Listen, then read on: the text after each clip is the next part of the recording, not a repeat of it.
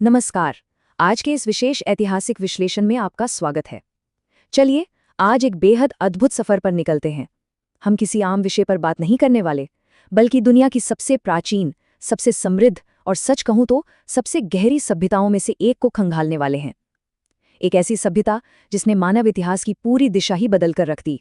तो चलिए, बिना किसी देरी के इस ऐतिहासिक सफर की शुरुआत करते हैं। अब देखिए, जब हम भारत की खोज की बात करते हैं तो इसका मतलब नक्शे पर कोई नई जगह ढूंढना बिल्कुल नहीं है।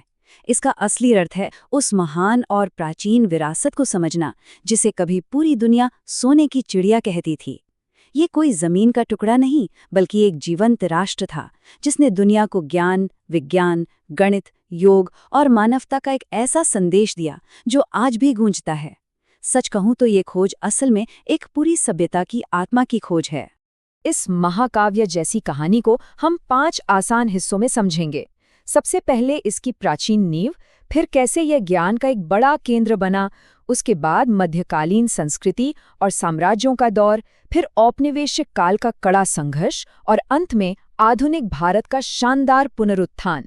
ये एक जन्म, एक बेहद कड़े संघर्ष और फिर एक असाधारण पुनर्जन्म की कहानी है। तो चलिए शुरू करते हैं हमारे पहले भाग से, द फाउंडेशन, यानी प्राचीन भारत की वो मजबूत नींव जिस पर ये पूरी सभ्यता खड़ी हुई है। भारत का विकास सच में अविश्वसनीय रूप से तेज और व्यवस्थित रहा है। जरा सोचिए, 2500 ईसा पूर्व की सिंधु घाटी सभ्यता से शुरुआत होती है, फिर वैदिक काल आता है जहां वेदों की रचना हुई, उसके बाद 16 महाजनपदों का उदय और फिर महान मौर्य साम्राज्य का वो भव्य दौर। ये कोई साधारण प्रगति नहीं थी, यह एक बेहद सुनियोजित और दूरदर्शी समाज का निर्माण था। और हैरान करने वाली बात तो ये है कि आज से हजारों साल पहले, जब दुनिया के कई हिस्से सभ्यता के शुरुआती दौर में ही थे, तब हड़प्पा और मोहनजोदाड़ो जैसे नगरों में सुव्यवस्थित शहर बन चुके थे। पक्की सड़कें और यहाँ तक कि एक बेहद उन्नत ड्रेनेज सिस्टम भी मौजूद था। उनका फलता फूलता व्यापार और वो जटिल कलाकारी ये साबित करती है कि प्रारंभिक भारत विकास का एक बहुत बड़ा और आधुनिक प्रतीक था। खैर, ये प्रगति केवल ईंट और पत्थरों तक ही सीमित नहीं थी। वैदिक काल ने हमें 4 वेद और गुरुकुल जैसी अनूठी शिक्षा प्रणाली दी। वहीं मौर्य साम्राज्य के दौर में चाणक्य का महान ग्रंथ अर्थशास्त्र सामने आया और ये ग्रंथ आज भी राजनीति की नींव माना जाता है। फिर सम्राट अशोक का युद्ध छोड़कर शांति की ओर मुड़ना और पूरे एशिया में मानवता का संदेश फैलाना, ये इतिहास की सबसे बड़ी घटनाओं में से एक है। यही वजह है कि अशोक चक्र आज भी भारत के तिरंगे पर गर्व से सुशोभित है। आगे बढ़ते हैं दूसरे भाग की ओर, द हब ऑफ विजडम, धर्म और विज्ञान का केंद्र। आइए देखते हैं कि कैसे ये भूमि एक वैश्विक बौद्धिक केंद्र बन गई। आपको पता ही होगा कि प्राचीन भारत महान दार्शनिक विचारधाराओं की जन्मभूमि रहा है। विश्व का सबसे प्राचीन हिंदू धर्म, गौतम बुद्ध का शांति और अहिंसा का संदेश, महावीर स्वामी द्वारा सत्य और अहिंसा पर जोर और गुरु नानक देव जी की मानवता और समानता की शिक्षा। देखा जाए तो ये सभी अलग अलग धाराएं अंत में शांति और मानवता के एक ही महासागर में जाकर मिलती हैं। यही विविधता तो इस आध्यात्मिक परिदृश्य को परिभाषित करती है। लेकिन रुकिए, बात सिर्फ आध्यात्म की नहीं है। प्राचीन भारत विज्ञान का भी एक महाशक्तिशाली केंद्र था। गणित में शून्य और दशमलव प्रणाली का आविष्कार और आर्यभट्ट की उन्नत कैलकुलेशंस, ये कोई छोटी बात नहीं है। चिकित्सा में चरक और सुश्रुत ने आयुर्वेद और सर्जरी को एक नई दिशा दी। खगोल विज्ञान में ग्रहों और तारों का एकदम सटीक अध्ययन किया गया। ये वही वैज्ञानिक आधार हैं जिन पर हमारी आज की मॉडर्न दुनिया खड़ी है। अब आते हैं तीसरे भाग पर, the observers and the empires. आइए मध्यकालीन युग में चलते हैं और देखते हैं कि बाहरी दुनिया ने इस उभरती सभ्यता को कैसे देखा और यहाँ की संस्कृति कैसे परवान चढ़ी। भारत का ज्ञान सिर्फ भारत की सीमाओं तक सीमित नहीं था, और इस बात का सबसे बड़ा सबूत है विदेशी यात्रियों के लिखे हुए विवरण। मेगास्थनीज ने अपनी किताब इंडिका में यहाँ की महानता का बखान किया। चीनी यात्री हुएनसांग ने यहाँ की उन्नत शिक्षा प्रणाली की जमकर तारीफ की, और अल बिरूनी ने तो भारतीय संस्कृति और विज्ञान का बहुत गहराई से अध्ययन किया। सच कहूं तो पूरी दुनिया भारत को ज्ञान के एक अतुल्य खजाने के रूप में देख रही थी। ये वो दौर था जब शक्ति और कला का एक अद्भुत संगम देखने को मिला। एक तरफ वीर राजपूत दिल्ली सल्तनत और अकबर, शाहजहां जैसे मुगल शासकों के शक्तिशाली साम्राज्य थे, तो दूसरी तरफ भरतनाट्यम, कथक और ओडिसी जैसे शास्त्रीय नृत्यों का स्वर्ण युग चल रहा था। और हाँ, वास्तुकला को कैसे भूल सकते हैं। विश्व का अजूबा ताजमहल इसी काल की देन है। ये मध्यकालीन युग एक बेहद जीवंत सांस्कृतिक विस्फोट का समय था। चलिए अब चौथे भाग की ओर बढ़ते हैं, द ट्रायल एंड ट्रायम्फ।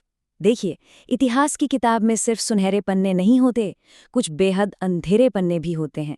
ये इस सभ्यता के सबसे कठिन दौर और उसके बाद मिली ऐतिहासिक आज़ादी की कहानी है। अब यहाँ एक बहुत बड़ा सवाल उठता है, आखिर ऐसा क्या हुआ कि अपने अपार धन और ज्ञान के लिए पूरी दुनिया में मशहूर ये सोने की चिड़िया विदेशी शासन के जंजीरों में जकड़ गई। शुरुआत होती है पुर्तगाली यात्री वास्को डी गामा के आने से, और फिर भारत की समृद्धि देखकर आए अंग्रेज व्यापारियों ने धीरे धीरे इस देश को आर्थिक और राजनीतिक रूप से पूरी तरह खोखला करना शुरू कर दिया। लेकिन आप तो जानते ही हैं, दबाव जितना ज्यादा होता है, बगावत भी उतनी ही तेज होती है। ब्रिटिश शासन के अत्याचारों ने आज़ादी की एक ऐसी चिंगारी भड़काई जिसने 1857 की महान क्रांति का रूप ले लिया। मंगल पांडे, रानी लक्ष्मीबाई और तात्या टोपे जैसे वीरों ने अपने गजब के साहस से औपनिवेशिक शोषण के खिलाफ पहला और सबसे जोरदार प्रहार किया। पर यह संघर्ष वहीं नहीं रुका। महात्मा गांधी के नेतृत्व में एक बेहद सिस्टमैटिक और अहिंसक लड़ाई शुरू हुई।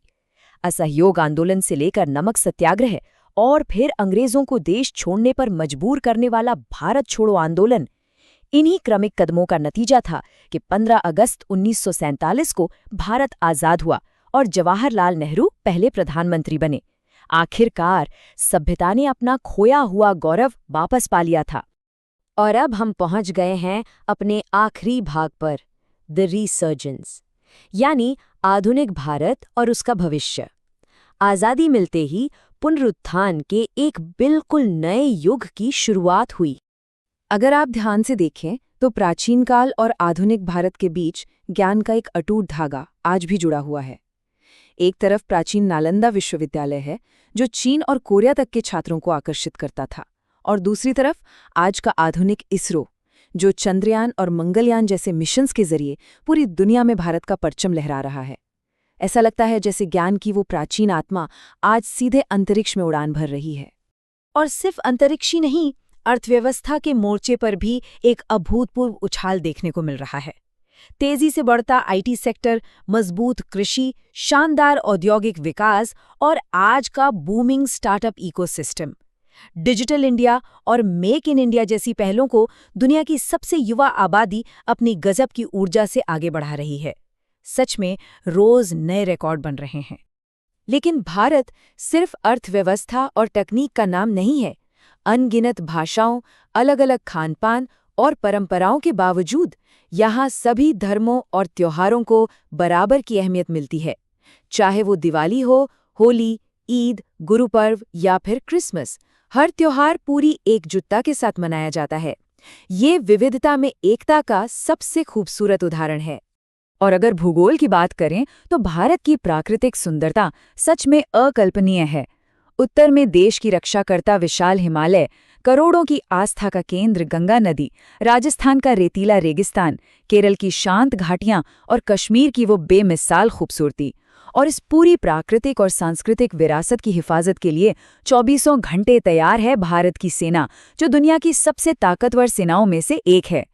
इस पूरी ऐतिहासिक यात्रा का अगर एक सारांश निकाला जाए तो वो यही है कि भारत की महानता इसकी विविधता, संस्कृति और एकता में ही बसती है।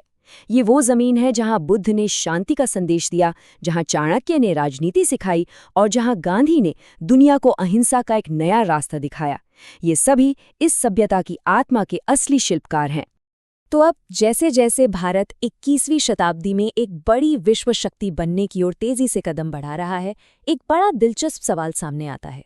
विज्ञान, शांति और मानवता के कौन से नए अध्याय ये प्राचीन सभ्यता अब लिखने वाली है? डिजिटल इंडिया और हमारे अंतरिक्ष मिशन ये साफ बता रहे हैं कि भविष्य का कैनवस एकदम तैयार है और भारत उस पर नए रंग भरने के लिए पूरी तरह से मुस्तैद है। कुल मिलाकर इस पूरे विश्लेषण से जो सबसे बड़ी सीख हमें मिलती है वो ये है कि भारत की खोज महज राजनीतिक सीमाओं में बंधे किसी देश की खोज नहीं है, बल्कि यह सभ्यता, संस्कृति और मानवता की एक जीती जागती मिसाल है जिसने हजारों सालों से दुनिया का मार्गदर्शन किया है। तो दोस्तों, ऐतिहासिक स्रोत सामग्री के इस विशेष विश्लेषण में जुड़ने के लिए आपका बहुत बहुत धन्यवाद। ये एक ऐसा विषय है जो वाकई में हमें गहराई से सोचने पर मजबूर कर देता है।